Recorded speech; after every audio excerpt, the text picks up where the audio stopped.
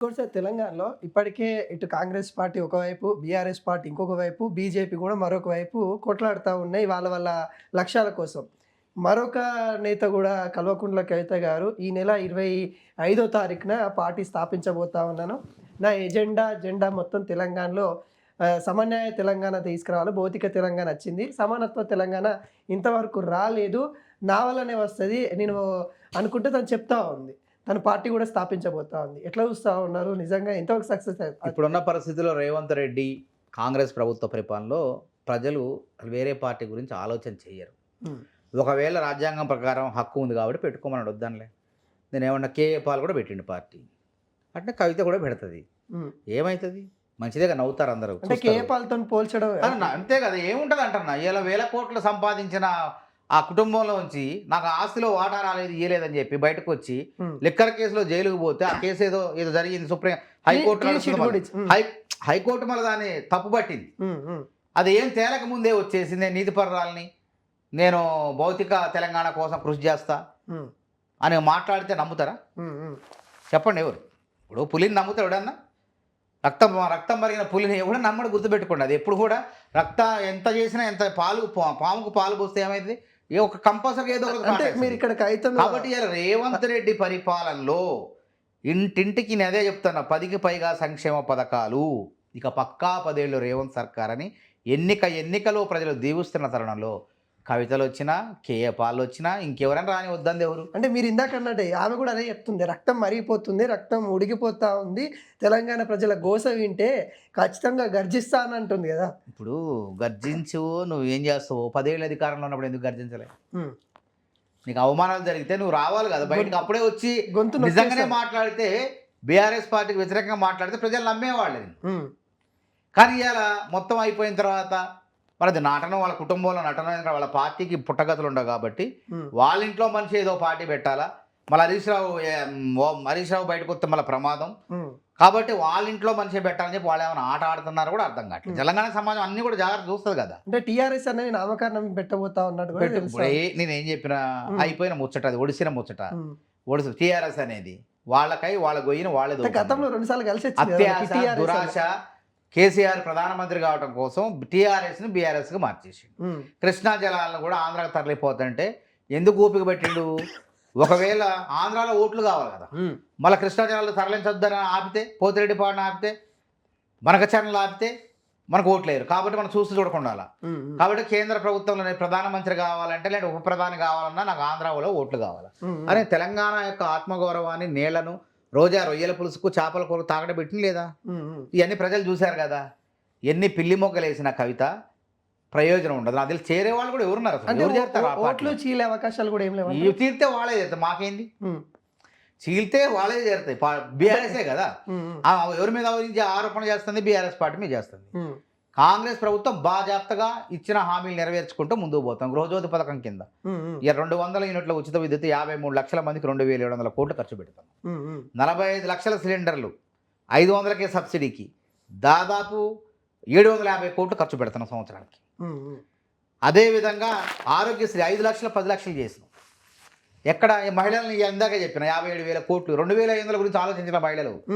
రేవంత్ రెడ్డి మమ్మల్ని కోటీశ్వరులు చేస్తాడు, మాన్న ఇస్తాడు, అయ్యి ఇస్తాడు. ఇలా నాకు బస్సులో యాజమాన్యం కల్పించాడు, పెట్రోల్ బంక్ పెట్టిస్తాడు. ఒకప్పుడు బీఆర్ఎస్ పార్టీ ప్రభుత్వం 5 లక్షలే మహిళలకు, వడ్డీకి 5 లక్షలకే అంతవరకు పరిమితి. ఇలా కాంగ్రెస్ ప్రభుత్వంలో మహిళా సంఘాలు 6 లక్షలు ఉన్నాయి. ఒక్కొక్క మహిళా సంఘం 14 లక్షల వరకు రుణాలు పొందుతుంది. వడ్డీ లేని రుణాలు, అవి వడ్డీతో రుణాలు, అవి పావులా వడ్డీ. అసలు ఈ వడ్డీ లేకుండా ప్రభుత్వమే భరిస్తుంది. ఇప్పటికే 1390 కోట్లు మహిళలు తీసుకున్న రుణాలకి వడ్డీలు కట్టింది. ఆ విధంగా సంక్షేమ పథకాలు చేసుకుంటూ పోతున్న తరుణంలో అంటే చాలా వరకు వీటిపైన విమర్శలు వస్తూ ఉన్నాయి సార్. ప్రధానంగా కాంగ్రెస్ పార్టీ ఇది ఆఖరి ముఖ్యమంత్రి సీఎం రేవంత్ రెడ్డి ప్రత్యామ్నాయంగా పార్టీలు వస్తూ ఉన్నాయి. ప్రత్యామ్నాయంగా కవిత కూడా అదే మాట్లాడుతూ ఉంది. నేను ప్రజల కోసం కొట్లాడుతున్నాను, ప్రజల్లోకి వెళ్తా ఉంది, పాదయాత్ర అనుకుంటూ వెళ్తా ఉంది. కవిత అంటే చెప్తుంది. ప్రజలు ఏమంటున్నారు? కాంగ్రెస్ ప్రభుత్వమే ఉండాలా, చల్లగా ఉండాలా, రేవంత్ రెడ్డి 10 ఏళ్ళు ఉండాలా, ఇంకెక్కువే ఉండాలంటున్నారు. అన్నప్పుడు కవితని ఎవరు పట్టించుకుంటారు అన్న? ఇవాళ నేను చెప్పిన కదా, సన్న బియ్యం మీరు ఇచ్చారా మేము మొక్కలకి, రేషన్ కార్డు ఇవ్వలేనోడు ఇవాళ వచ్చి మాట్లాడితే నమ్ముతారా? ఎన్ని కార్యక్రమాలు అసలు, ఎన్ని అన్నదాతలకు అన్నదాతలు ఇవాళ అన్నదాతలు సంతృప్తిగా ఉన్నారు.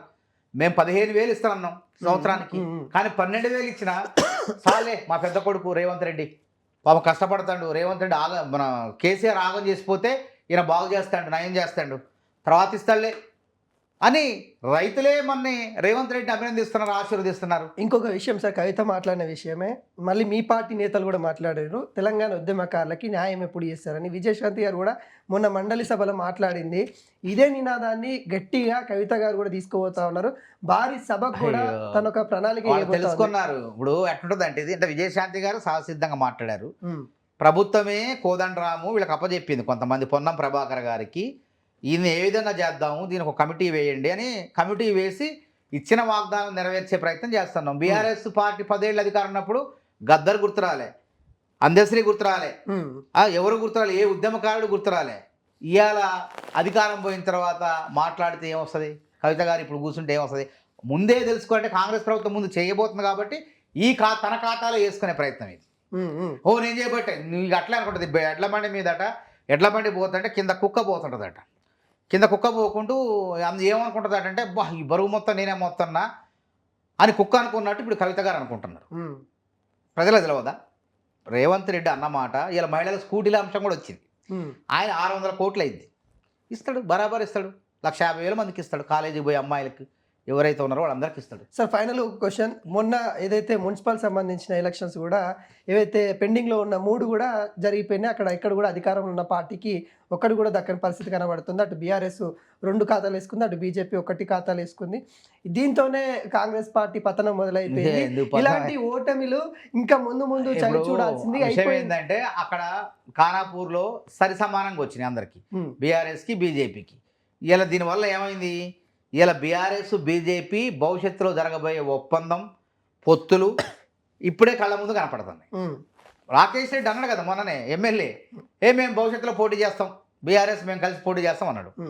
అంతకుముందు కవిత గారే ఏమన్నది గుర్తుంది సార్, ఆమె రాజకీయం కోసం అందో ఎందుకోసం అన్నదో కానీ, నేను జైల్లో ఉంటే మా అన్న మా బావ వచ్చి నన్ను మనం బీఆర్ఎస్తో పొత్తు పెట్టుకుందాం అని మాట్లాడితే నాకు బాధ కలిగింది అన్నది. ఆ మాట ప్రెస్ మీట్ పెట్టిన అంశం చెప్పంగానే రాజాసింగ్ బీజేపీ నాయకుడు ఎమ్మెల్యే ఆయన ఏమండు, అవునవును మా బీజేపీ నాయకులు కేసీఆర్ ప్యాకేజీలకు అమ్ముడు పోతారు, అది వాస్తవం అన్నాడు. ఆయన అన్న కొద్దిసేపటికే సీఎం రమేష్ బీజేపీ రాజ్యసభ సభ్యుడు, ఆయన రాజ్యసభలో లోక్సభ సభ్యుడు, ఆయన ఏమన్నాడు, కేటీఆర్ నా దగ్గరికి వచ్చి కాళ్ళు పట్టుకున్నాడు, అమిత్ షా దగ్గర సపో ఆ కేసులు పెట్టారు, ఆ కేసుల నుంచి కాంగ్రెస్ ప్రభుత్వం కేసులు పెట్టింది, అవినీతి కేసుల నుంచి నన్ను బయటపడేయండి, మీరు ఏదంటే అది పొత్తు అంటే పొత్తు, విలీనం అంటే విలీనం అని మాట్లాడినట్టు ఆ వీడియో ఫుటేజ్ కూడా బయట పెడతా అన్నాడు.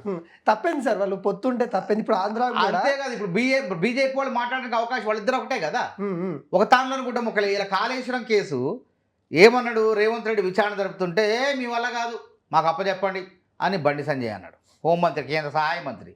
కిషన్ రెడ్డి అన్నాడు, మాకు అప్పచెప్పండి మీ వల్ల కాదు అన్నాడు. రామచంద్ర నగామ వచ్చిన రామచంద్రరావు అన్నాడు.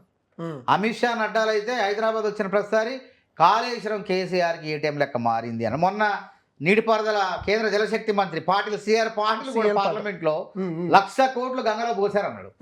మరి గంగలో పోసారన్నప్పుడు మేము విచారణ జరపమని వాళ్ళకి అవకాశం సిబిఐకి రాస్తే ఎందుకు విచారణ జరపట్లేదు?